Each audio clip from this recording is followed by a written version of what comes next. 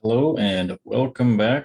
I haven't made a video in a while, but as I mentioned, I would be doing some videos on Florida politics at the beginning of the year, and here we are. So today, I'm going to go over, basically, I'm just going to look at where the 2022 elections for Florida look in terms of the election for governor and the election for our senator to the U.S. Senate. So yeah, first, we're going to start with the gubernatorial election.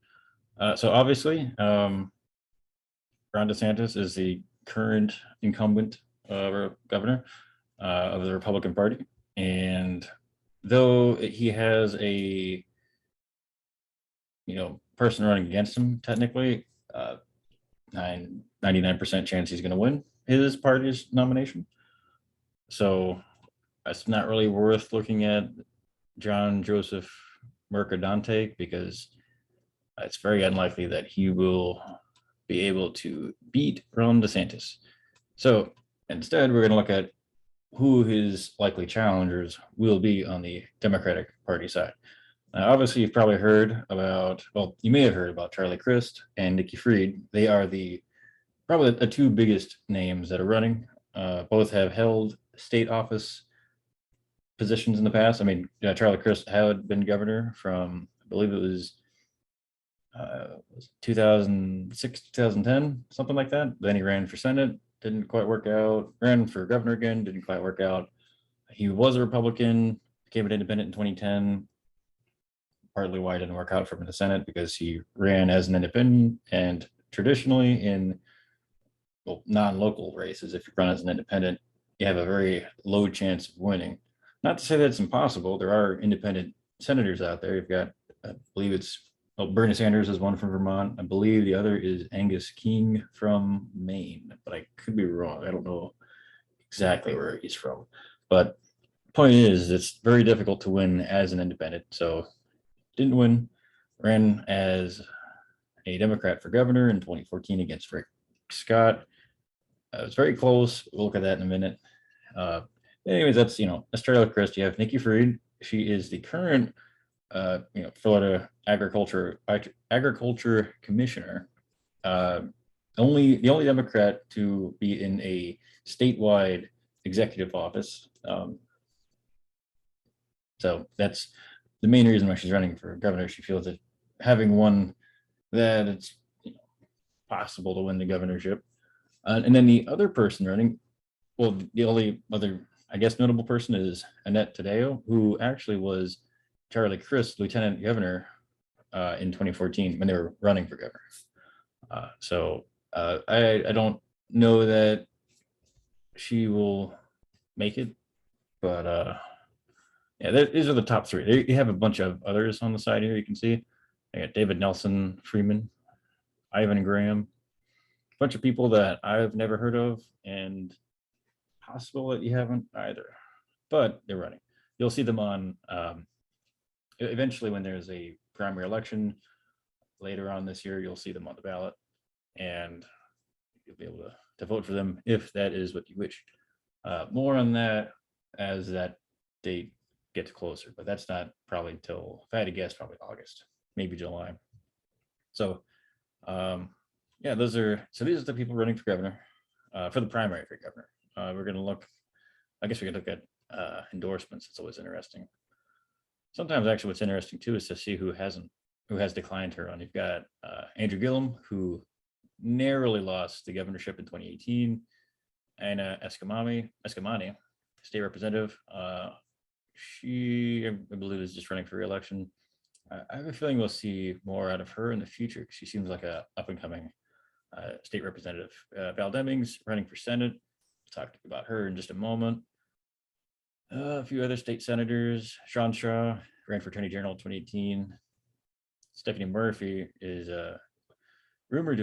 she was rumored to have been running for the Senate, but ultimately decided to retire at the end of her term, I believe this year, actually. Rebecca Jones, you might have heard about her. She, data scientist, track hurricanes, climatology. She was involved with early efforts to count I want to say it was COVID-19 cases and deaths, stuff like that. I believe, but these are people that declined to for reasons of their own. So, anyways, Charlie Crist has the endorsement of Kathy Castor, Lawson. Let's see, who else do we have here? Ben Diamond, state representative, who is actually running to replace Charlie Crist in District 13, my district actually. Michael Greco. I got a few people. If you follow local politics at all, you might recognize a few names. Janet Long, Sean Shaw, Ken Welch, Mayor St. Pete. You might have heard about him if you have been watching this channel for a while. Who else we have on here? Wayne Messam from Miramar. He was actually running for president last year. One of the 30 or so people that were running didn't quite make it. Let's see, we got Alcee Hastings, former Representative Alcee Hastings, Chris King, Lieutenant Governor with he was a Lieutenant Governor with Andrew Gillum back in 2018. And so that's for Charlie Crist. He has a lot of endorsements, of course, but endorsements aren't everything. It can go either way, so it's hard to say. Who do you got here? State legislators. You got Jennifer Webb, former state representative, also my former state representative up until 2020, I believe. And then Annette Tadeo, Donna Shalala, is one former representative. I got a few people. I don't recognize too many people here, but so yeah, that's those are the three big ones. Obviously, three people with endorsements. You can see here how the polling looks. Charlie Crist had an early lead. I would assume based off of name recognition. I mean, he's been involved in Florida politics for over 2 decades now, so it's hard to probably not know who he is. I mean, he ran for governor multiple times now, U.S. representative for District 13 since 2017, if I remember correctly. The Senate run, notable for switching parties back during the early Tea Party days and such. So name recognition. Of course, you can see here a decline in his polling numbers, and then actually like a fairly recent, well, moderately recent, I guess, this is only up until August, more of an increase in Nikki Farid. Annette Tadeo, where is she at? I don't actually see her on here. I wonder if it's even the full graph. Anyways, I guess she's just not. Annette Tadeo, she did actually announce her campaign more recent, not super recently, but it's came after Charlie Crist and Nikki Farid launched theirs, like well after. So anyways, you can see Charlie Crist, he definitely has the advantage in the situation, although Nikki Farid, her potential advantage is having been elected to a statewide position. One of the possible reasons for why she won that many people have talked about is that you have one of the big issues she ran on was marijuana legalization, and it's possible that's what just got her over that hurdle to defeat whoever she was running against. I don't remember his name, Matt Caldwell, if I remember correctly. And so naturally, both candidates are running on legalizing marijuana in the state of Florida in hopes of using that promise to get over the hurdle of how well liked Ron DeSantis is. He's got quite a large base in Florida, so it would take a lot to overcome that. And so I think that's one of the main strategies being used is to hammer down on marijuana legalization, as well as many of the other issues going on. There's a lot of legislative, a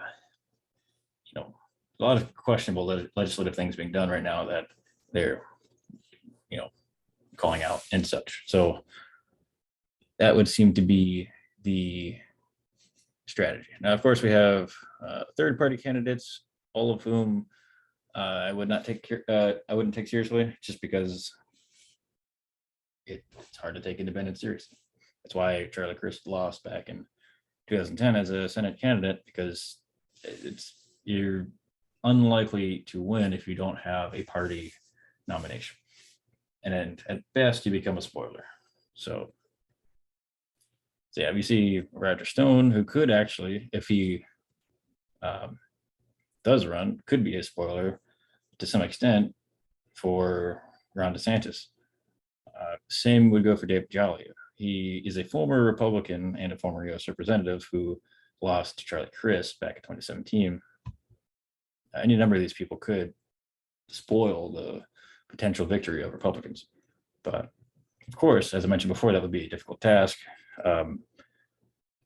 Recent polling numbers and predictions don't look good for Democrats. Of course, as new polls come out, I'll make new videos, especially if they change substantially. But as you can see here, Florida is considered lean Republican, likely Republican. Some call it a battleground state, but it's, especially after the 2020 elections, it looks like the state's moved more Republican. So I believe Trump won the state by 3 percentage points. It was a larger win than previous presidential elections. It's been very close, not just for presidential elections, but even for gubernatorial elections. Like Andrew Gillum lost by just tens of thousands of votes, if that. It was very close. Same with, I believe, Bill Nelson and Rick Scott. That was an even closer one. So it'll be interesting to see. I feel like 2022's election will determine whether or not Florida is a swing state or just a new Texas, a new solid red state, or a new likely red state at the very least. So yeah, polling numbers don't look good for Democrats. In some cases, it's, so some of these don't look too bad, but the vast majority of them don't look good. And the aggregate of all of them not looking too good. So, yeah, definitely, for Charlie Crist at the very least, not looking all that great, although it's not looking much better for Nikki Farid either. We're looking at some substantial losses, or some substantial differences, I guess, in polls. So we're still quite a ways out, but it's hard to see things turning around so drastically. Like, it's possible that some of the legislation that's been done recently will turn public voters against Ron DeSantis, but it's really hard to say. I don't really see it happening, to be quite honest. So one of the interesting things to note for this upcoming election, though, is Donald Trump won't be on the ballot. So obviously, in non-presidential election years, there's always a question of how the state votes. People always, like, the majority of people that do vote will vote for presidential elections, but when it comes to non-presidential off-year elections, it's hard to say. I mean, you can look at some of the local elections from last year. Turnout was, it dipped quite a bit, especially compared to 2020, which had a huge voter participation rate. So compared to previous elections, it was still like 60%, but so it'll be interesting to see. But let's look at some more polls. So these bottom polls are here. This is from 538. They're just, I believe this is just St. Pete polls. I happen to be from St. Pete. These are kind of recent, I guess, but basically it's the same thing from the previous page. DeSantis looks pretty safe in terms of re-election. He's got, it's difficult to defeat an incumbent just to begin with. It's not easy to do, and just because of DeSantis has a sort of popularity, it's a lot to overcome to beat him. And so I don't know that any of these candidates will be able to do that, especially when I don't know that either candidate will be able to pull people over from his camp. So the goal is to win the independents, but Charlie Crist might be able to do it, but I'm kind of skeptical. So here are some more polls. Again, it does not look good for Charlie Crist at the moment, at least. Polls going back to recent polls. They just, yeah, they're not good. They got one poll from last August that had Charlie Crist up 1 point. However, you have multiple other points or multiple other polls that range from +3 to +11 for Ron DeSantis. And yeah, that's not something that you want to see if you're Charlie Crist. So now let's look at his previous run for election. So he, as you can see, this was 2014. Obviously, a little lower on the voter turnout, but as you can see, it was pretty close. Difference of 64,000 votes. There's of course Annette Taddeo. So Scott barely won re-election, and this is basically how elections have been in Florida for quite a time now. Even coming back to Bush v. Gore, it's been a swing state. So the question is will Charlie Crist be able to do, and we'll be able to do something kind of like this again. We'll be able to get out the vote, and it is hard to say. Let's look more at Nikki Farid. Polls, unfortunately, the polls look worse for her, which is weird because she did win a statewide race, same year that Ron DeSantis won, actually. So it's hard to say how that's going to go. This will be interesting. They definitely get to their spats, right? As it is on Twitter and stuff like that. She's more, she's kind of, I think people see her as more of a new face in the party, when Charlie Crist is seen as more of the old guard. So it's, it is hard to say. Let's look at, here we go. So as you can see, a lot more people voted in 2018 than they did in 2014. So yeah, 4 million votes. I'm curious. Let's look at, I want to see. So, all right, so Ron DeSantis got 4,076,000 votes, and she got 4,032,000 votes. That's interesting. So theoretically, yeah, it would be a tough battle. But if the marijuana legalization strategy is as effective as it may have been here, then it's possible that that'll bring her to victory. Although I honestly, I don't know for sure. I don't know if Andrew Gillum ever talked about marijuana legalization either. So if he did, then that would essentially, make the whole question kind of moot. But so yeah, that's the 2022 governor's election. That's how it looks right now. Odds are Ron DeSantis will probably win by if I had to guess, at the current moment, will probably increase his numbers, or his percentage at least. Just because I think that he appeals to the Trump base, and based off of how the 2020 elections went, that base has grown in Florida. So, well, let's move on to the Senate elections. That will be, apparently both of these elections are November 8th, 2020. So mark that in your calendars. Now, in this race, we have Marco Rubio, who is running for election. Fun fact, Marco Rubio first became a senator in 2010. He may not have actually won that election had Charlie Crist not run as an independent. Up until that point, Democrats had actually been winning the Senate seats pretty regularly. I mean, as you know, Bill Nelson was. He was the current senator at the time. So let's actually go back. Let's see. So he was preceded by, oh yeah, okay, so this is the guy who was senator. Let's see.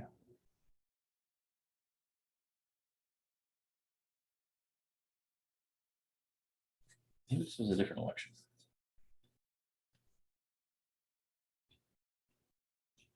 Maybe not. All right, 2020, 2012. Maybe that was it. Nope, that was not it. well,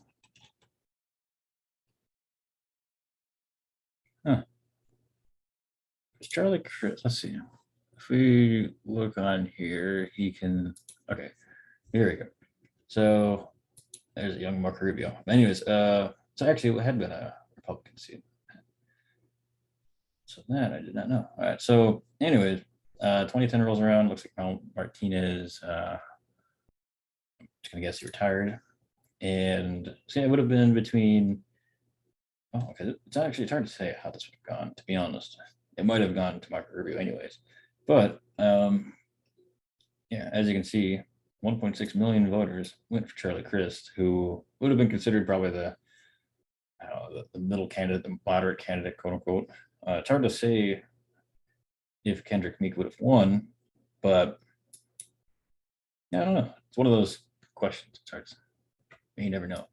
Anyways, though, this was Marco Rubio's first election, young Marco Rubio, and he is well, apparently he's got a number of candidates running against him, but I highly doubt he's going to lose, just like Ron DeSantis. So he'll most likely swim.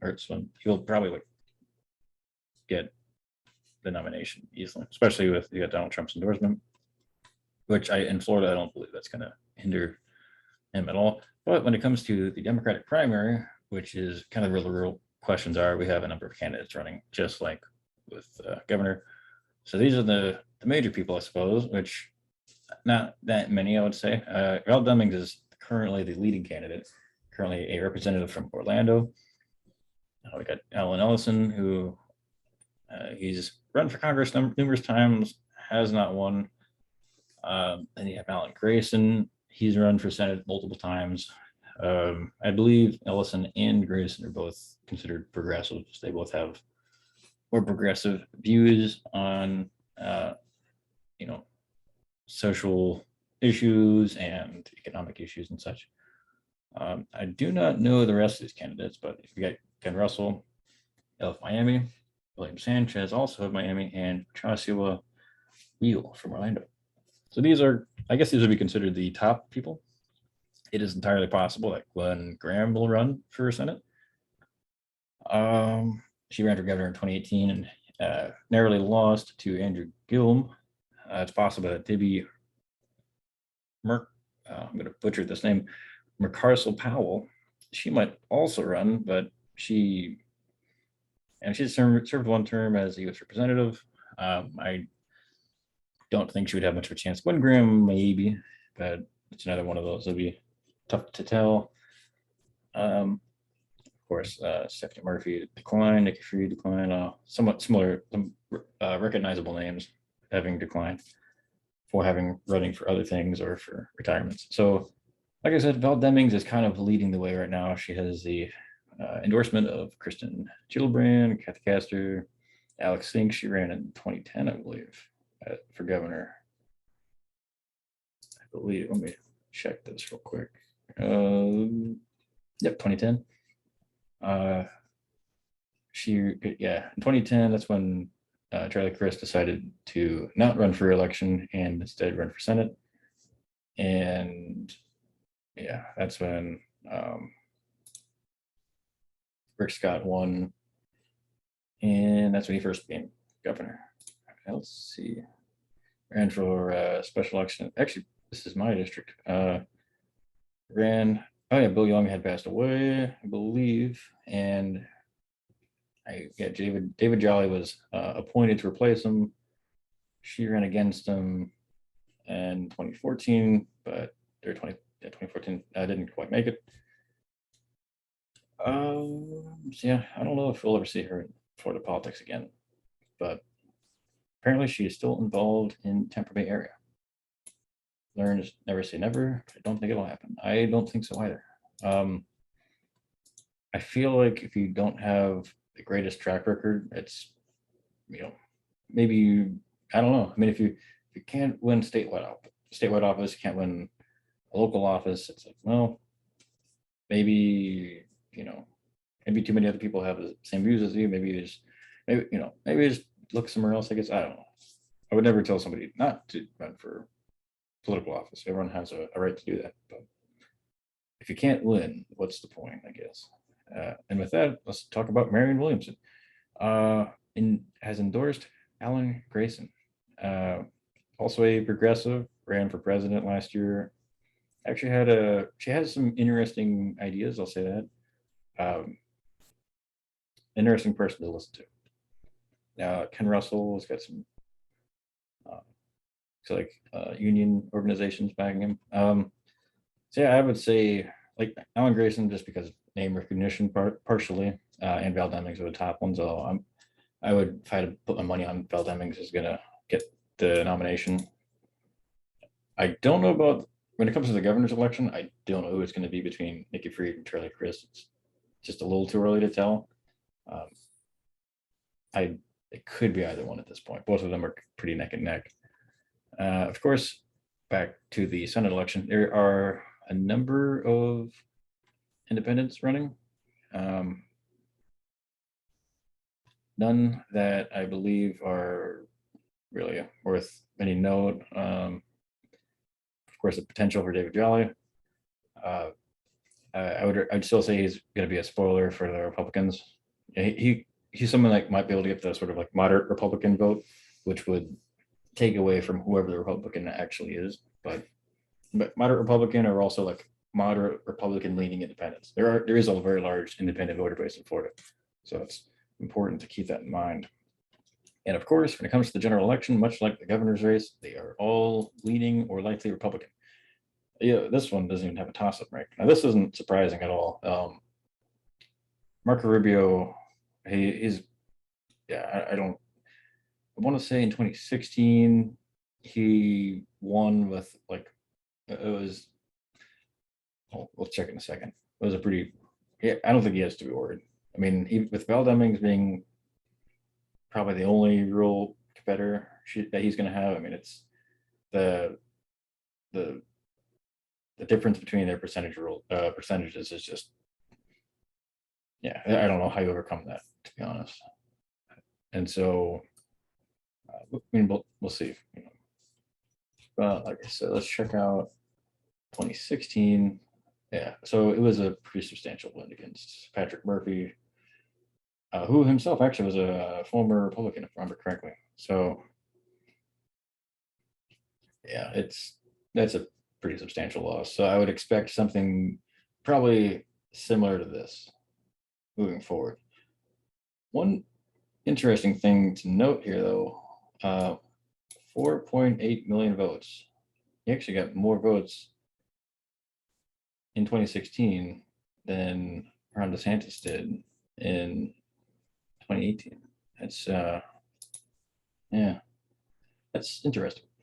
I did not realize that before. Anyways, so we're gonna look at some more polls about Val Demings. They don't look good. I don't know exactly how the Democrats can overcome these statistics. But let's look more at Val Demings. So she has been a member of U.S. House Task District since 2017. It's not really. She has a background in police enforcement or law enforcement. I believe her husband is actually the police chief. I think. I can't remember. I don't see anything on here. So.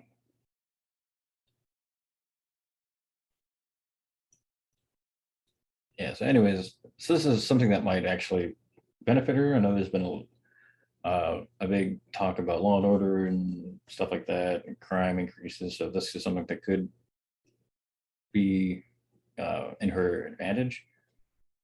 However, will it be enough to overcome Marco Rubio? Doubtful. So I don't know why I have this page up.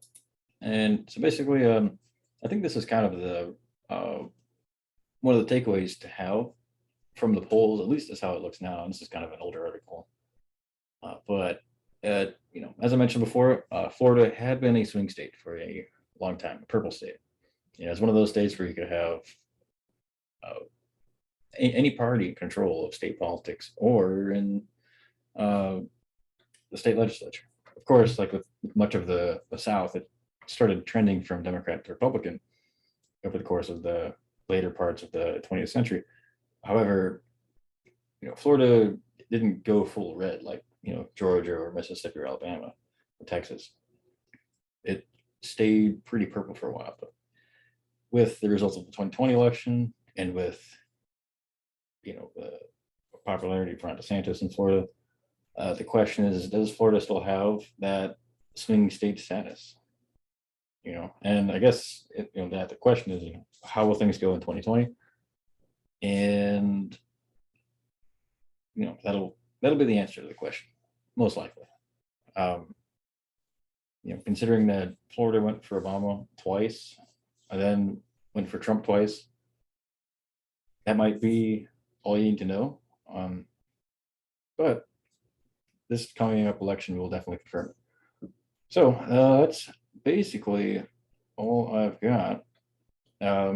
Definitely check back with the channel in the future as new information arises for either new candidates or when whenever when the primaries come along or when debates come along, if debates come along. I know that may not actually happen. Well, if new information comes along, I'll definitely post it on here. And I also have another series of videos I want to do. Finding the timing to do it, not that easy, but working on it. So thanks for watching and listening. Leave a comment if you have one. If you have a question, let me know. Or if you notice a mistake or anything like that I can correct, let me know. And I will see you in the next video, whenever that might be. So very well, stay safe.